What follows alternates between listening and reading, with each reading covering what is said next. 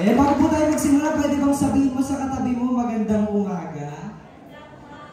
Kamusta ka? Kamustahin mo naman yung katabi mo? Ayan, sino dito yung napagod? Pagod yung katawan. Grabe, yung mga naglaro kahapon, pagod-pagod yung katawan eh. Nasaan yun, yung mga naglaro kahapon? Amen, present. Grabe, yung ano natin, isa sa Mythical 5, present. Yan, si Kuya Mike. Sino pa? Sino pa yung mga naglaro kahapon? Yung pagod, yung katawan.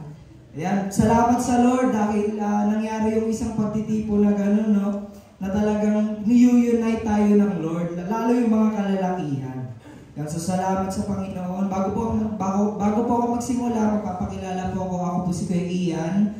Under po ako ng cell group ni Kuya Subi. Yan po. So, yung topic po na pag-aaralan po natin, ang title po niya, The Great Foundation of Faith.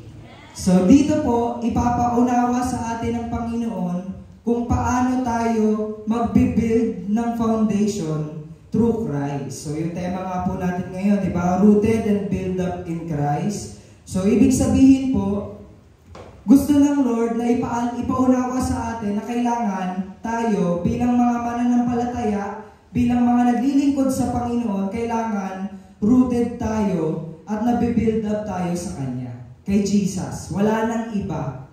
Kay Jesus lang po.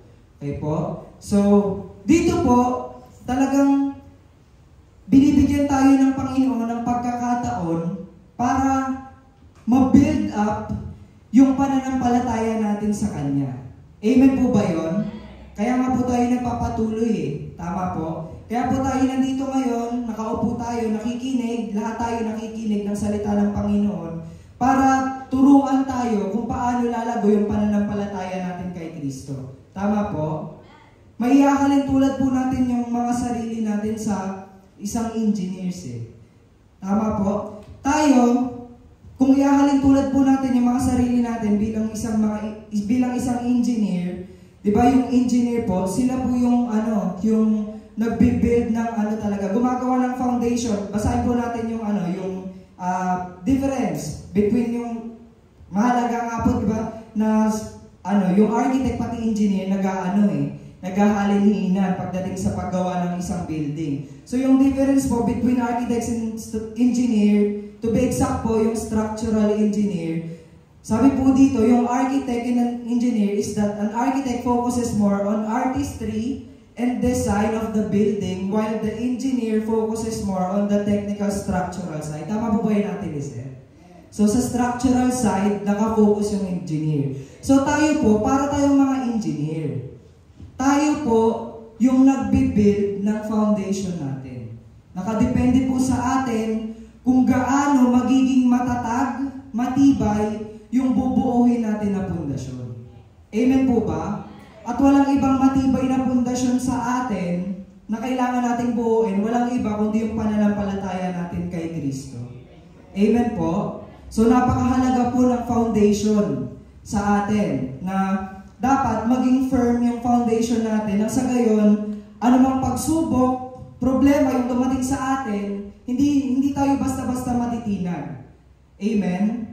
Tinuturuan, sa totoo naman po talaga, yung mga ginagamit po talaga ng Lord, sila po talaga yung unang tinuturuan. Kasi dito din po ako nadadali eh, yung sa foundation, sa faith na meron ako, talagang nagsishake siya. Kumbaga, hindi maayos yung pagkakabuild ng foundation niya. Kaya pinapaunawa sa akin ng Panginoon ngayon na kailangan kong magsimula muli para buuhin yung foundation na meron ako sa Panginoon. So, ganun din po sa ating lahat na nandito. Kung sino man po sa atin yung talagang nagsishake yung pananampalataya niya, diba? Hindi alam kung rooted pa siya sa Lord, kay Jesus. Ito yung pagkakataon natin para muli tayong magtayo at mag-build ng foundation na kay Jesus. Okay po? So, dito po, yung key verse po natin, sabi sa mga taga-Colosas, chapter 2, verse 6 to 7, ito po yung key verse po natin ngayon. Sapagkat tinanggap na ninyo si Kristo Jesus bilang Panginoon, mamuhay kayo sa paraang karapat-dapat sa Kanya, magpakatatag kayo at patuloy na lumago sa pagkilala sa Kanya. Magpakatibay kayo sa pananampalatayang itinuro sa inyo at lagi kayong magpasalamat sa Diyos. So dito, patuloy tayong pinapaalalahanan ng Panginoon. Araw-araw, hindi po nag-fail ang Lord sa atin na i-remind tayo kung paano tayo mamumuhay ayon dun sa buhay na ipinagkatiwala niya sa atin. So tayo bilang mga pinagkatiwalaan ng buhay, tama po ba yun? Sino po dito na pagkatiwalaan ng buhay? Tayo pong lahat yun. Tama po. Pinagkatiwalaan po tayo ng buhay ng Diyos para mamuhay tayo ng ayon doon sa nais niya, ng ayon doon sa kalooban niya. Amen po? Sino po dito, ganun po yung ginagawa talaga niya. Yung talagang dinidikdik niya talaga yung sarili niya na umatin sa lahat ng gawin kung ano yung kalooban ng Panginoon. Talagang sinusunod niya yung kagustuhan ng Panginoon. Amen. So lahat naman po tayo nagsusumikap, tama po, na gawin kung ano yung nais ng Panginoon. So ganun po yung pinapaalala sa atin ng Panginoon. Na bilang pinagkatiwalaan niya ng buhay na ito, di ba, na masunod natin yung kagustuhan niya, yung kalooban niya. So may mga times talaga na yung pananampalataya natin ititest. Tama po? May mga testing na dumadating sa buhay natin. Matitindi man yan, mga maliliit na test sa buhay natin. Talagang dadating at dadating dahil nga po may kaaway. Tama po? Inaalaw po ng Diyos yun eh. Yung itest tayo, di ba? Para malaman at makita natin kung gaano ba tayo matatag sa pananampalataya natin sa Diyos. Kung gaano tayo matatag sa paglilingkod na ginagawa natin para sa Panginoon. So may testing po. So hindi po maihinto yung test na yun. Yung mga pagsubok, hindi po siya maihinto. Maihinto lang po yun pag nawala na po tayo dito sa mundo. Amen? Kaya hanggat nandito po tayo, may mga pagsubok po, may mga problema. Yun po yung palagi natin tandaan.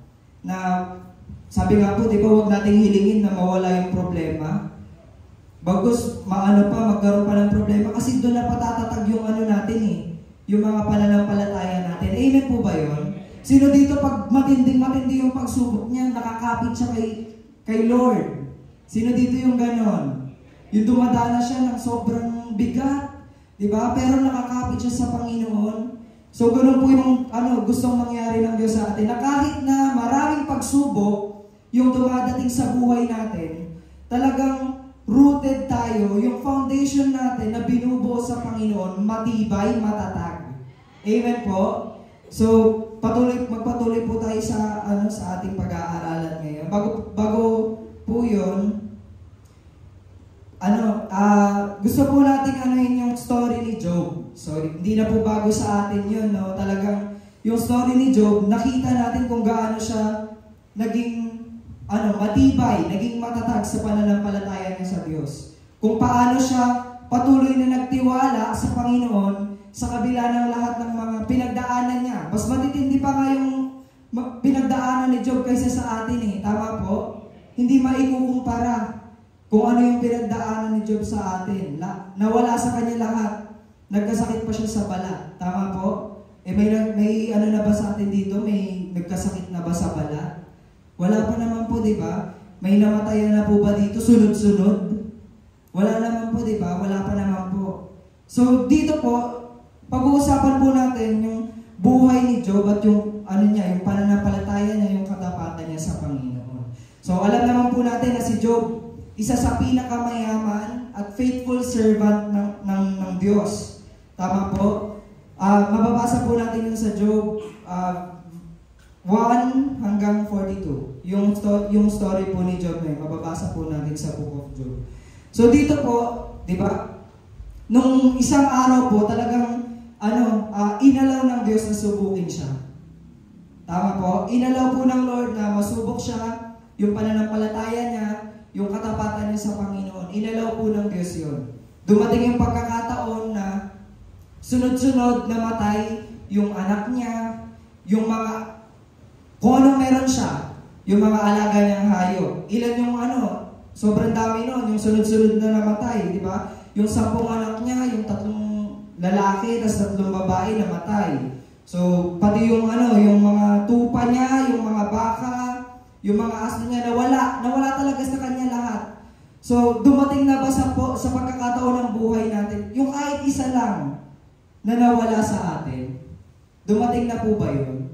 Yung talagang sa isang yun, bumuho yung ano mo, yung mundo mo, yung buhay mo, yung sino dito yung mga may mga jowa. Yan, yung nawala lang yung jowa, bumuho na yung mundo. Hindi po nakabase dun yung buhay natin. So, ganun po, talagang sa atin po, kahit isang bagay lang yung nawala sa atin, talagang nag-aano na tayo eh. Naghihimutok na tayo, ng mga problema na tayo, kung ano yung gagawin natin, kung paano tayo kikilos. Pag may mga ganung times po talaga na mangyayari sa isang bagay lang na nawala na yun. So dito po, syempre, tiwala ang Lord kay Job.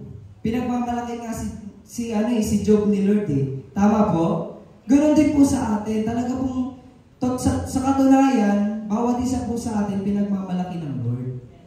Siyempre, kanya, nilikha ka niya, ipagmamalaki ka talaga ng Panginoon.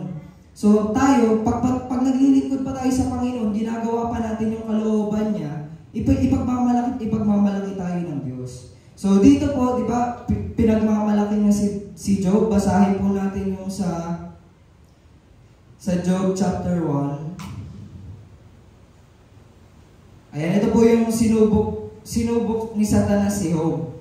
So sabi dito ng Diyos, sa Job 1 verse 8, napansin mo ba ang lingkod kong si Job? Tanong ni Yahweh, wala siyang katulad sa daigdig. Mabuti siyang tao, sumasamba sa akin at umiiwas sa masamang gawain. So tingnan niyo po kung gaano siya ipinagmamalaki ng Diyos. Ganon din po sa atin. Ipinagmamalaki din po tayo ng Panginoon. At yun po yung katunayan. Diba? Tapos, after nun, sabi ng kaaway, kaya mo lang naman yan, kaya lang naman yan nananatili sa'yo, kaya lang naman yan nagiging tapat sa'yo kasi pinagpapala mo siya. Lahat ibinibigay mo sa Kanya. Bakit di mo subukin? Bakit hindi mo i-allow na mangyari to kayo? Tanggalin mo lahat sa Kanya. Ganun yung ginawa sa Kanya ng kaaway eh. Which is inalaw ng Diyos, di ba? Ano sabi ng Lord? Wag mo lang sasaktan si Job. Di ba? Tanggalin mo na lahat sa Kanya, wag mo lang siyang sasaktan. Amen? So ganun, ipinakita ng Diyos yung pagmamahal niya kay Job. Kasi nga, nagiging tapat si Job sa Kanya. Yung pananampalataya ni Job nasa Kanya. So after po nun, tinanggal po lahat. Di ba? Tapos, after po nun, ang nangyari kayo, nagnangis siya, tumangis siya sa Panginoon, binasak niya yung damit niya, tapos nanalangin siya, sinabi niya sa Panginoon, hubad siyang lumabas sa sinapupunan, hubad din siyang babalik. Tama po? Tama po ba yun? Wala po tayong mabibitbit eh. Tama po, pag nawala po tayo sa mundo, tama po yun, nahubad tayong lumabas sa sinapupunan, hubad din tayong babalik sa Panginoon. Wala po tayong dadalhin na kahit ano. Wala po tayong madadala. Mali pala yung dadalhin. Wala po tayong madadala na kahit ano. At tapos po, ayun na po, nawala na lahat ng ano niya. Hindi pa rin natinag si Job, naging tapat pa rin siya sa Panginoon. Naging matindi pa rin yung pananampalataya niya sa Diyos. Pagkatapos po nun, sinubok ulit siya. Inalaw ulit ng Lord yung pagsubok na yun. Ano yung pagsubok? Yung pangalawang pagsubok kay Lord. Ay kay Job, basahin po natin sa Job 2. Nung sinubok muli ni Satanas si Job, yung sakit naman sa balat. Tama po, sino po nabasa yun? Yun, yung sakit sa balat. Mas ano yan, no? Mas grabe yung sakit sa balat na yan. Kahihiyan yung idudulot sa iyo eh. Parang ayaw mo na lumabas pag meron ka nun. Eh, kung noon, talamak yung nagkakasakit sa balat. Pag binasa natin yung Bible, maraming nagkakaketong, tama po? Kahihiyan talaga. Pero, dahil nga, sinabi ng kaaway sa kanya, yan, lalagyan ng sakit sa balat. Sabi naman ng Lord, sige, gawin mo yung kung ano yung gusto mong gawin, wag mo lang siyang papatayin. Nakita po natin, nandun pa rin yung pag-ibig ng Lord kay Job. Talagang kahit na naniniwala ang Diyos sa kanya eh. Amen? Naniniwala siya kay Job na kahit anong gawin sa kanya ng kaaway, tiwala ang Diyos sa kanya. na itong si Job, matibay ito, matatag to, hindi ito matitinag. Tama parang sa atin, itong si Kuya Mark, matibay ito, matatag to, hindi ito matitinag. Amen? Itong si Tita Angie, matatag to, hindi ito matitinag. O iaalaw ng Lord yung pagsubok kay Tita Angie. Tita Angie, natinag ba? Hindi, kasi nandito ka ngayon, amen? Palakpakan natin ang Panginoon. So tayo, sinisikap natin no, na gawin pa rin kung ano yung kagustuhan ng Panginoon. Ito, pagdating sa gawain. Kagustuhan ito ng Panginoon.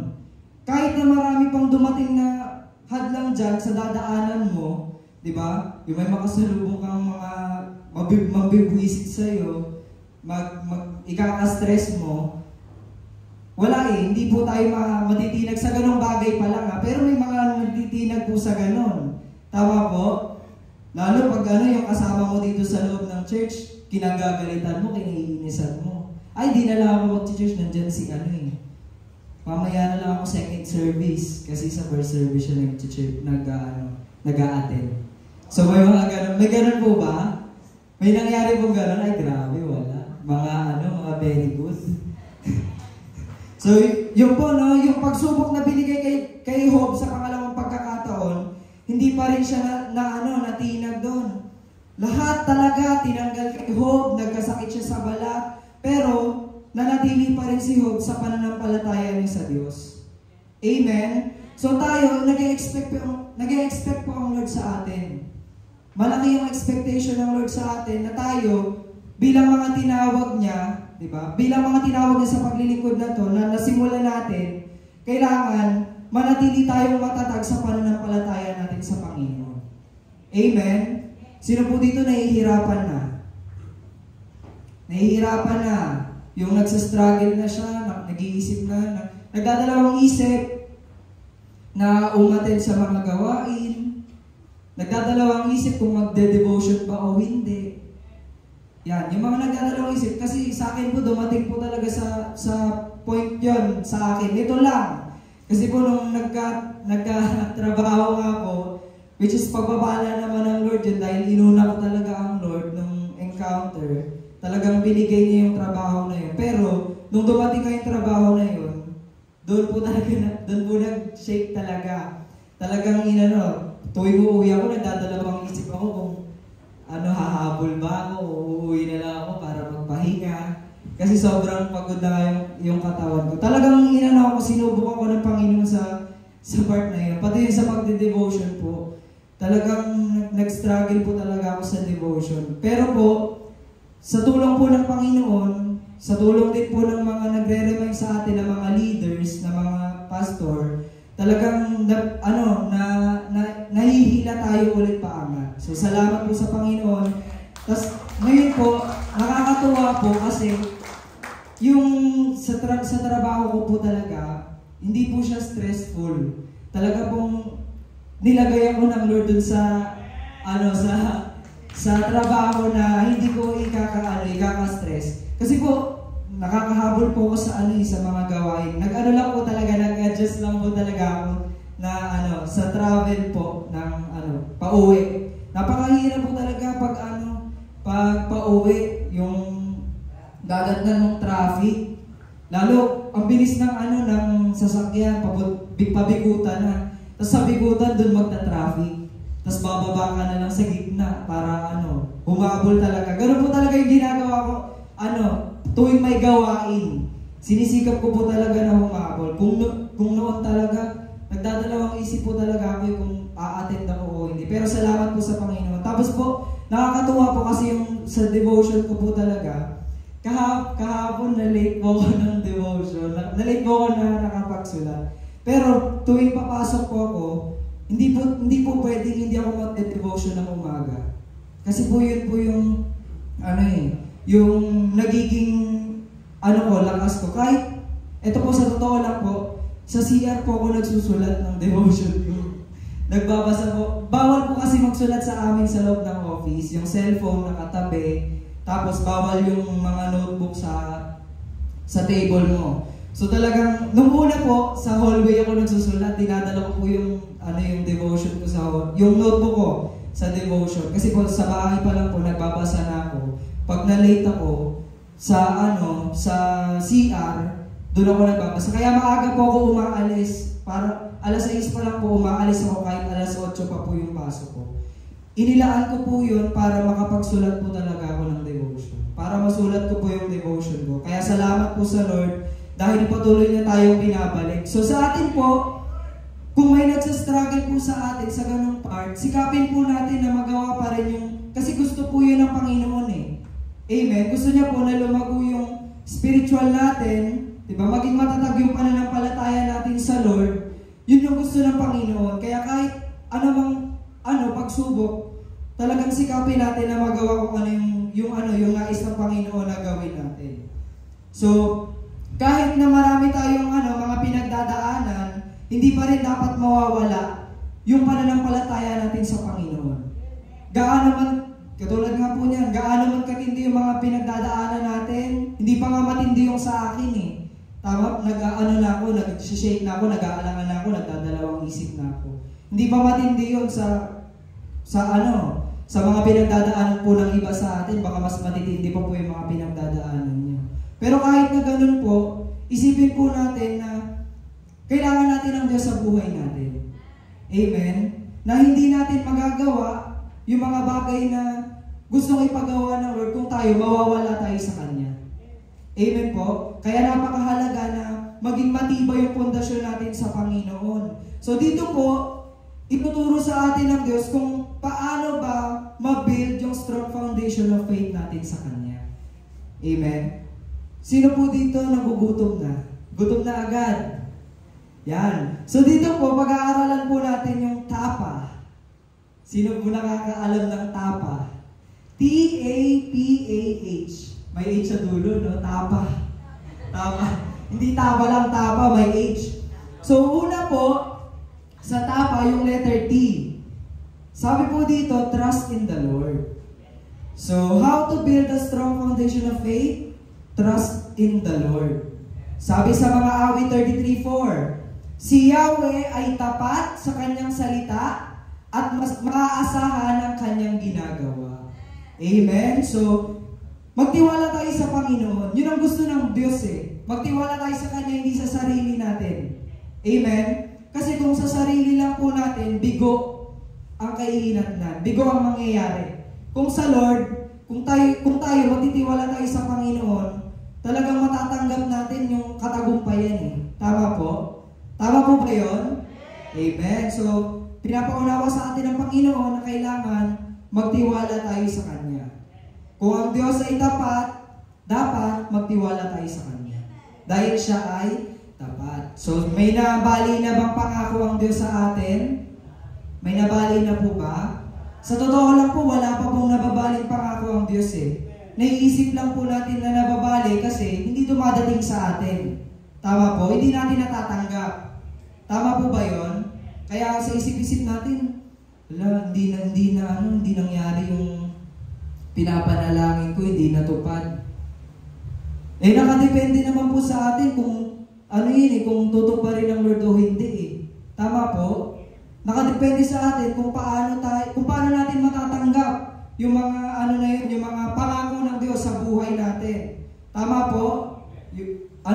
Kung paano natin siya i-work out. Eh kung hindi naman tayo sumusunod sa Panginoon, may maaasahan ba tayo na reward sa Kanya, sa mga pangako niya? Maaasahan ba natin na matatanggap natin yun?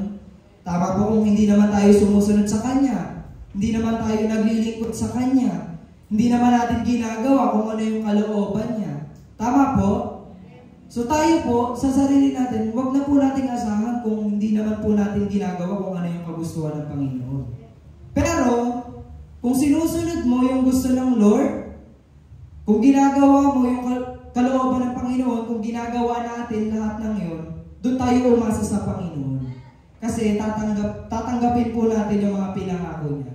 Tandaan lang po natin na wala pang nababaling pangako ang Diyos.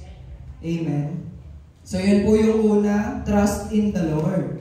Pangalawa, yung A sa tapa, abide in His words. Sabi po sa John 8 verse 31 to 32, sinabi naman ni Jesus sa mga Hudyong naniniwala sa Kanya, kung tinutupad ninyo ang aking aral, kayo ay tunay na mga alagad ko. Makikilala ninyo ang katotohanan at ang katotohanan ang magpapalaya sa inyo. Amen? So kailangan natin maging rooted sa word ng Lord. Amen? Dahil yun naman yung natin yun naman yung dapat maging hininga natin yung salita ng Panginoon. Tama po? Kaya dapat nga po pagising sa umaga, 'di ba? Ginagawa na po natin yung mga devotion po natin kasi kung yun po yung hininga natin, hindi po tayo makakahinga kung sa literal po, tama po. Kung yun po yung nagiging hininga ng buhay natin, hindi po tayo makakahinga. Kung sa umaga pa lang, 'di ba, nagagawa na natin yung kagustuhan ng Panginoon, 'di ba? Talagang mapangahawakan natin yung mga niya, yung mga pangako niya na mababasa din naman natin sa mga salita ng Diyos. Tama po? So, yun yung pangalawa, abide in His words. So, pangatlo po, yung letter P sa tapa, protect the words. So, tayo, pinagkatiwalaan tayo ng Panginoon sa mga salita niya. Tama po? Na i-share, na ipangaral sa mga tao na hindi pa nakakakilala sa Panginoon. So, pinagkatiwala sa atin yun. Siyempre, itong church natin, Bible-based siya. Tama po ba yun? So, nakabase po tayo sa Bible. So, kailangan, iniingatan natin, pinoprotektahan din natin yung salita ng Panginoon. Amen? So, sabi po sa mga 2 Corinthians 10 verse 5, ginagapi namin ang lahat ng pagmamataas laban sa kaalaman tungkol sa Diyos at binibihag namin ang lahat ng isipan upang matutong sumunod kay Kristo. So, yung kaalaman tungkol sa Diyos, yung salita ng Lord yun, tama po? Dapat, protektahan po natin yun. Bawat isa po sa atin dito, pinagkatiwala ng Panginoon sa salitang yun. Yung iba, magsisimula pa lang kasi, sino dito, yung unang attend pa lang po, ay wala naman po. So, ibig sabihin po, pinagkatiwalaan po tayo ng Diyos sa salita niya. So, bilang pinagkatiwalaan niya, kailangan ingatan natin, proteksyonan natin, at gamitin natin para ibahagi sa iba. Amen? Hindi po tayo magre-revise ng kahit sa salita ng Panginoon. Dahil yun at yun po yun. Yun at yun yung gagamitin natin para ibahagi sa iba. Amen po? So, yun po yung P, protect the words. Pang-apat, yung A sa tapa, apply the words. Sabi sa Santiago, chapter 1, verse 22, mabuhay kayo ayon sa salita ng Diyos, kung ito'y pinapakinggan lamang ninyo, ngunit hindi sinasagawa, dinadaya ninyo ang inyong sarili. Sino dito nagde-devotion? Every day, no? Talagang may nagre-rema sa atin na word na yun yung kailangan natin i-apply sa buhay natin. Kaya nga po tayo may Aiden sa soap natin, yung sa guide po natin sa devotion, yung Aiden, yung application, tama po. Yung isasabihin natin doon kung yung gusto, yung i-apply natin sa buhay natin. Amen po? Tsaka natin ipapanalangin yung na gusto nating mangyari. Gusto nating mai-apply talaga yung bagay na yun sa buhay natin. Kaya napakahalaga po sa atin na nagde-devotion po talaga. Sino po dito na hinto sa pagde-devotion? Mga naiihiyak siguro, pero meron po na nahinto mag-devotion. Tama po? Amen. So kung nahinto po tayo mag-devotion, ngayon po yung pagkakataon na napakinggan po natin ito para magsimula po ulit na mag-aaral ng salita ng Panginoon. Amen? So kung nahihirapan po tayo, meron naman po tayong mga leaders, tama po. So mag-seek po tayo ng help sa kanila para makapagsimula po tayong muli. Yun kung kagustuhan po ng puso po natin, yung desire natin na lumago talaga sa Panginoon. Okay po? So yung mga hindi po nagde-devotion, magde-devotion na po. Amen? Amen? Amen. So, asahan po ng Lord yan. Yun po yung kabutihan ng Lord na ibinababa niya pa rin po sa atin yung mga salita niya. Tama po? Tinuturuan niya pa rin tayo sa mga salita niya. Kaya kailangan magde-devotion po talaga tayo. Okay po? So, yun po yung A na may apply natin kung ano man yung napapakinggan natin sa Panginoon, kung ano man yung devotion na meron tayo. Magkaroon po ng application sa buhay natin yung salita ng Panginoon na yun. At yung panghuli, yung H, sa tapa, yan, sino po dito gutom na ulit? Yan, yung H po, have faith in the Lord. So sabi sa mga Hebreo 11 verse 6, kung hindi tayo sumasampalataya sa Diyos, hindi natin siya mabibigyang kaluguran. Sapagkat ang sino mang lumalapit sa Diyos ay dapat sumampalatayang may Diyos na magbibigay ng gantimpala sa mga nananalig sa Kanya. So napakahalaga na kailangan manampalataya tayo sa Kanya. Paano natin mabubuo yung pananampalataya na yun kung hindi ayos yung foundation na meron tayo? So kailangan dun magsisimula yun sa foundation na tinatatag natin sa Panginoon. Diba? Bilang mga engineer, yan, ituring po natin yung sarili natin na engineer, tayo po yung bumubuo ng foundation po natin. Amen? So yung bawat isa, pinagkatiwalaan ng Panginoon pinagkatiwalaan ka nga na buuin yung yung foundation mo na yun eh. Nasa sa'yo kung paano mo yun bubuuin. Kung kay Kristo ba o sa kahit sinong dyan. Tama? Mga nagpapanggap na kung ano-ano. Tama? So mahalaga na yung foundation natin na kay Jesus. Tama po? Mahalaga na mabuo yung foundation natin kay Jesus. Yung pananampalataya natin sa Kanya. Okay po? So, dito po, di ba, bilang tayo po, sa katunayan naman po, di ba, hindi naman po talaga tayo kasama doon sa kaharian ng Diyos. Mga Hudyo lang eh. Yung yung may chance, may pagkakataon. Pero dahil nga sa pag-ibig ng Diyos sa atin, di ba, hindi lang naman mga Hudyo kayang manampalataya, sumampalataya sa Panginoon. Tama po ba yun? Tayo, mga Gentiles po tayo, mga Hintil po tayo kung ituturing po noon. Kasi dalawang uri lang po yung tao noon. Kung hindi ka Hudyo, Hintil ka. Kung hindi ka sa Israel, Hintil ka. Gentile. So tayo, binigyan tayo ng word ngayon ng pagkakataon eh. Tama po? Para magkaroon tayo ng pananampalataya sa Kanya. Para maging bahagi din tayo ng kaharian ng Diyos. Tama po? So tayo, bilang nauna tayo, di ba? Nauna tayong makakilala sa Panginoon. Why not na tayo naman yung, di ba, magbahagi sa iba pang mga tao na hindi pa nakakakilala sa Panginoon. Yun po yung yung naging ko din, naging struggle ko, yung pagwiwin po ng kaluluwa. Pero salamat po sa Lord dahil nire-remind niya tayo, araw-araw pinapaunawa niya sa atin na kailangan nating humayo, kailangan nating gawin yung kalooban ng Panginoon. Kasi hindi lang tayo yung hindi lang tayo yung nilikha ng Panginoon. Amen? Tayo, tinanggap natin ng Diyos, di ba? Nabigyan tayo ng pagkakataon na matawag siyang Diyos, matawag natin siyang Ama. Paano yung iba na gustong tumawag sa Panginoon? Tama po? Pag hindi nakakilala sa Diyos, ang isang tao, kapag tumawag siya sa Panginoon, nakatalikod daw ang mukha sa Kanya dahil hindi siya nakikilala, walang pagkilala. So tayo, may opportunity tayo to win souls and make disciples. So may pagkakataon po tayong lahat para magawa natin kung ano yung pinapagawa sa atin ng Panginoon. Amen? So, sa last verse po natin,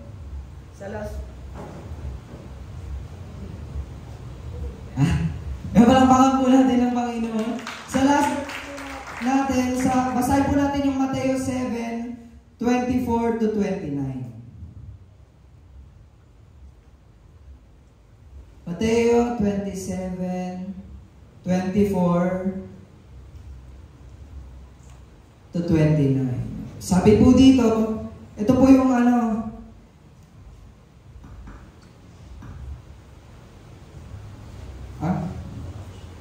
Mateo 7 pala, Mateo 7:24 to 29. Ayan, basahin po natin. Ito po, yung po na to, yung parable ni Jesus, yung about po sa nagtayo ng bahay sa dalawang uri. Una po, basahin po natin. Mateo 7:24. Kaya't ang bawat nakikinig at nagsasagawa ng mga salita kong ito ay maitutulad sa isang taong matalino na nagtayo ng kanyang bahay na ang pundasyon ay bato. Itinuturing ng Diyos yung mga taong nagtayo ng pundasyon sa bato na matalino. Bakit po? Kasi po, sila po yung mga tao na nakikinig sa salita ng Panginoon at nagsasagawa ng kanyang mga utos. Tama po? Ginagawa kung ano yung kalooban ng Panginoon. Yun po yung matalinong tao na nagtayo na ang pundasyon ay bato. Yung pangalawa naman po,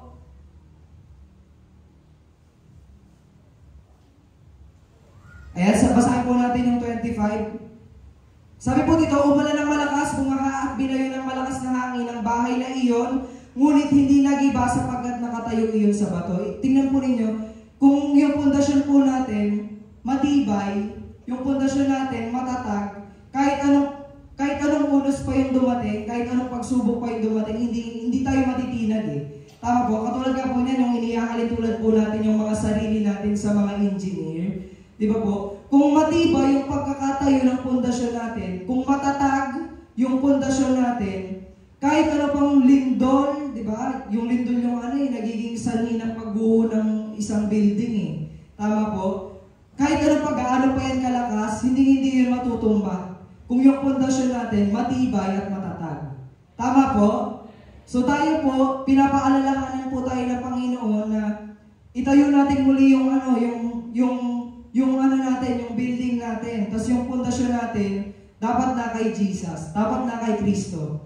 Okay po? So pinapaalalahanan po tayo sa bagay na yon. Dito naman po, sa 26, ito naman po, ang bawat nakikinig ng aking salita, ngunit hindi naman nagsasagawa ng mga aral na ito, ay maitutulad naman sa isang taong hangal na nagtayo ng kanyang bahay sa may buhanginan.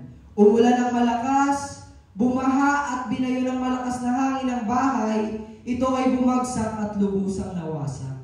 So kung ganun po yung pundasyon natin, di ba? Madali po tayong matutumba. Madali pong matutumba yung yung itinatayo natin. So kailangan sa sa foundation pa lang, pag sa mga tinatayo pong sobrang tataas na building, di ba napakalalim po talaga ng hinuhukay nila, tama po ba natin Lizette? Yung hinuhukay nila napakalalim para maging matibay lang, matatag yung building na yon. So ganun po sa atin, no? Kailangan mag-dig deeper tayo sa salita ng Panginoon. Gawin natin talaga kung yung pwede nating magawa para maging malalim yung foundation natin. Amen?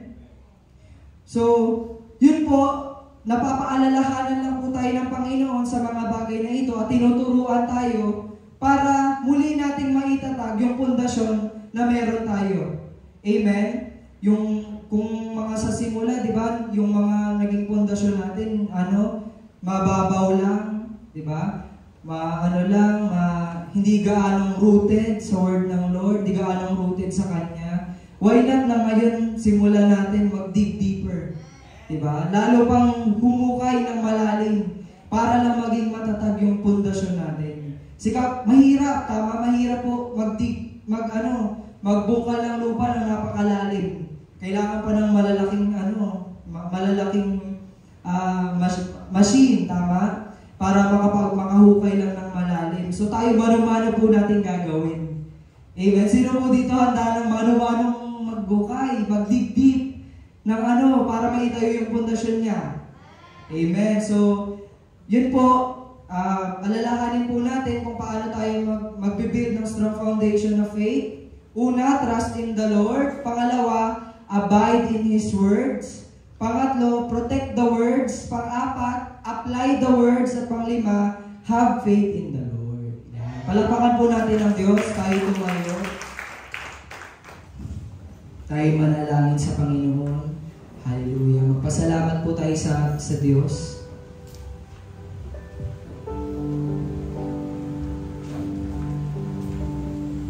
Hallelujah. Hallelujah God, patuloy ka namin Lord na pinasasalamatan sa lahat po Panginoon na meron kami sa buhay pa lang namin Panginoon. Nagpapasalamat na po kami Panginoon. At sa mga salita mo na aming napapakinggan, salamat po dito dahil patuloy kami Lord na nare-remind sa kung ano yung nais mo na magawa namin Panginoon. Sa pamamagitan din ng mga salita mong ito, masusunod namin kung ano yung kagustuhan mo na gawin namin Panginoon. Kaya salamat po sa pagpapaalala sa amin na kailangan yung pundasyon ng buhay namin ay na kay Kristo Panginoon, yung pananampalataya namin sa Kanya. Kaya tulungan mo kami Panginoon na buuhin muli ito at patuloy Lord na maging matatag, matibay yung aming mga pananampalataya sa inyo. Salamat po Panginoon dahil patuloy kami Lord na nagkakatipon para mapakinggan ang mga salita mo. Kung sino man sa amin, Panginoon, ang patuloy na dumaranas ng mga matitinding pagsubok, kung sino man sa amin, Panginoon, yung maraming problema, tulungan mo sila, Panginoon, na tumatag yung mga pananampalataya nila, na sila, mag-decide din sila, Panginoon, na patatagin ito at pagtibayin yung mga pananampalataya namin sa inyo. Salamat po, Panginoon, sa umagang ito, na ibinigay mo sa amin para mapakinggan ang mga salita mo ito. Salamat Lord sa pagtuturo mo sa mga salita mo sa amin para magkaroon kami Lord ng gabay sa araw-araw at para magamit namin ito Panginoon habang kami lumalabas sa mundong ito Panginoon at nakikibaka Panginoon dahil alam namin Lord na matindi pa yung mga kakaharapin namin pagsubok, matindi pa yung mga problema na darating sa amin. Kaya salamat Panginoon dahil ngayon palang pinaalalahanan mo na kami kung paano na kami magiging matatag sa inyo, sa pananampalataya namin sa inyo. Maraming salamat Panginoon. Ano man Lord ang ginagawa ng kaaway, i-allow mo man ito Panginoon. Tulungan mo kami na mapagtagumpayan ang lahat ng ito sa pangalan ni Jesus. Maraming salamat po sa inyo po namin itinataas ang lahat ng ito, ang gawain na ito. At salamat po sa buhay ng bawat isa, Panginoon, na patuloy mong tinatawag, Panginoon, para sa mga gawain na ito. Salamat, Lord, sa buhay nila. Dalangin ko, Panginoon, maging yung mga wala dito ay patuloy mo, Lord, na ma-remind na yung pundasyon namin kailangan nasa iyo. Yung pananampalataya namin nasa iyo, Panginoon. Maraming salamat po sa inyo po namin itinataas ang lahat ng ito. We claim the victory, Lord, in Jesus' name. Amen.